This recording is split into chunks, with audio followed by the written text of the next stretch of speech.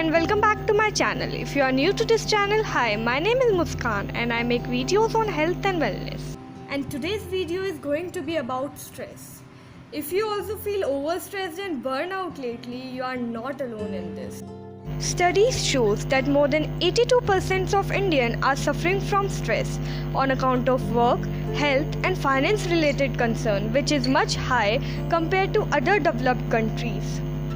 If we talk about stress and stress related diseases, people all over the world are showing interest in herbal supplements which tend to improve health and reduce stress. According to WHO, 75% of the world population depends upon the herbal medicine for their basic health needs. Let's talk about adaptogens. Adaptogens are the specific herbs that help the body to fight stress, whether environmentally or psychologically. So, there are certain parameters that a herb needs to qualify to be an adaptogen. So, these parameters are: it should be non-toxic, increase resistance to the normal stress, normalizing effect on the body. Mainly, all the adaptogens are non-toxic, that is, they do not have any adverse effect on the body in their long-term use. It has normalizing effect on the body, which help the body to get back to the balance in all different ways, which is known as homeostasis. Not going in the science behind the working of the adaptogen, the thing that we should know is they help us to handle stress by the mean of HPA axis, and they also target certain hormones like cortisol, which increases in the body when we are stressed out.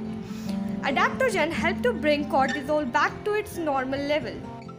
Now let us see 3 easily accessible adaptogens. The first one is ashwagandha. It is an ancient healing herb. It is a holy grail of stress relief adaptation. There are many studies that show that it can significantly reduce depression, anxiety and insomnia. It shows that it reduces stress by 44% by reducing cortisol level in the body. You can take ashwagandha and on the regular basis. You can use it as a herbal tea,